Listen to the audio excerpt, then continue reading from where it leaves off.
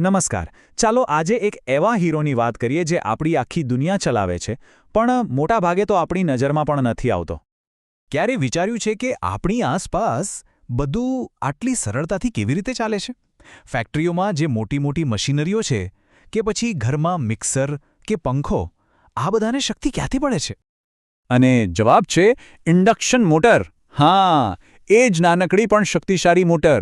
એ જ અસલી તાકાત છે જે આપણી દુનિયાને ધબકતી રાખે છે. આપણને ખબર પણ નથી પડતી અને ચૂપચાપ સતત પોતાનું કામ કરે જાય છે.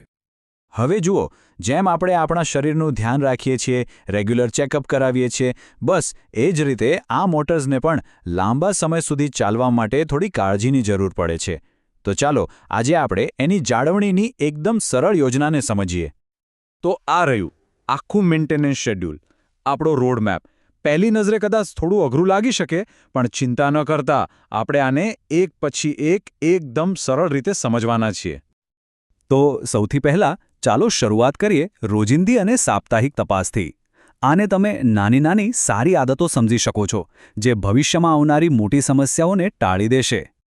જો આ દરરોજની તપાસ છે ને, એ મોટર માટે એક સુરક્ષા કવચ જેવું કામ કરે છે. ખાલી કનેક્શન ચેક કરી લેવાનું, વાઇન્ડિંગનું તાપમાન જોઈ લેવાનું અને કંટ્રોલ ઇક્વિપમેન્ટ પર એક નજર ફેરવી લેવાની. આમાં માંડ થોડી મિનિટો જ લાગશે, પણ આ નાનકડી આદત લાંબા ગાળે મોટા ખર્ચા અને માથાકૂટમાંથી બચાવી લેશે. ચાલો હવે વાત કરીએ દર અઠવાડિયે શું કરવાનું છે એની. બસ 4 સાવ સહેલા સ્ટેપ્સ છે. પહેલું, વાઇન્ડિંગને સાફ કરવું. બીજું, એર ગેપ ચેક કરવો. ત્રીજું, સ્ટાર્ટરના કોન્ટેક્ટ્સ જોવા. અને ચોથું, બેલ્ટનું ટેન્શન બરાબર છે કે નહીં એ તપાસવું. આ દરેક નાનું કામ મોટરને એકદમ ફિટ રાખવામાં મદદ કરે છે. સારું, તો રોજનું અને અઠવાડિયાનું કામ તો પતી ગયું. હવે સમય છે થોડું ડીપમાં જવાનું, એટલે કે દર મહિને જે તપાસ કરવાની છે એની. મહિનામાં એકવાર આ 4 વસ્તુઓ પર ખાસ ધ્યાન આપવાનું. ઓઇલ સર્કિટ બ્રેકર, જરૂર લાગે તો સાફ કરી લેવાનું. કંટ્રોલર, જો કોઈ સમસ્યા દેખાય તો એને ઠીક કરી લેવાની. બ્રશ, જો ઘસાઈ ગયા હોય તો બદલી નાખવાના. અને છેલ્લે સ્લિપ રિંગ્સ, એમાં જો કોઈ ખાંચા દેખાય તો તરત જ જરૂરી પગલાં લેવાના. ઓકે, હવે આપણે આવી ગયા છીએ અર્ધવાર્ષિક અને વાર્ષિક તપાસ પર. હા, આ ચેકઅપ વારે વારે નથી કરવાના, પણ જ્યારે પણ કરીએ ત્યારે એ ખૂબ જ મહત્વના હોય છે. તો દર 6 મહિને આપણું ફોકસ મુખ્યત્વે 2 વસ્તુઓ પર હોવું જોઈએ: લ્યુબ્રિકેશન અને ઇલેક્ટ્રિકલ સેફટી. આમાં આપણે વાઇન્ડિંગનું ઇન્સ્યુલેશન રેઝિસ્ટન્સ ચેક કરીશું, બેરિંગ્સને જોઈશું, અને રિલે અને સર્કિટ બ્રેકર બરાબર કામ કરે છે કે નહીં એ પણ સુનિશ્ચિત કરીશું. અહીં એક વાત ખાસ સમજવા જેવી છે. બેરિંગ્સ મુખ્યત્વે 2 પ્રકારના હોય છે અને બંનેની માવજત અલગ છે.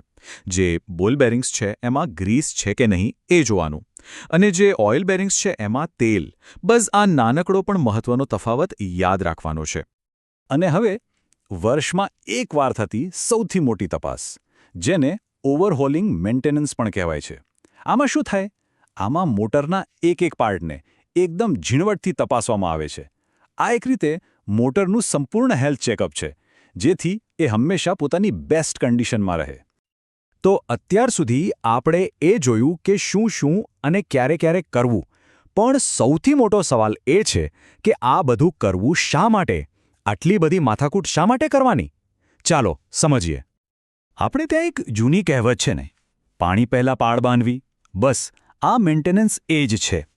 કોઈ મોટી સમસ્યા આવે અને કામ અટકી પડે, એના કરતાં પહેલેથી જ થોડી કાળજી લઈ લેવી, એમાં જ સમજદારી છે. અને આ નાનકડી કાળજી લેવાના ફાયદા પણ મોટા છે. પહેલું, મોટર વધુ ભરોસાપાત્ર બને છે. બીજું, સલામતી વધી જાય છે. ત્રીજું, મશીનનું આયુષ્ય લાંબુ થાય છે. અને ચોથું અને સૌથી અગત્યનું, લાંબા ગાળે ખર્ચો ઘણો બચી જાય છે. તો જતા પહેલાં એક વિચાર. જેમ આ નાની આદતોથી એક મશીનનું આયુષ્ય વધી શકે છે, એમ આપણા પોતાના જીવનમાં એવી કઈ વસ્તુઓ છે, પછી આપણું સ્વાસ્થ્ય હોય કે સંબંધો, જેને આવા જ નિયમિત મેન્ટેનન્સની જરૂર છે? આ સવાલ સાથે ફરી મળીશું.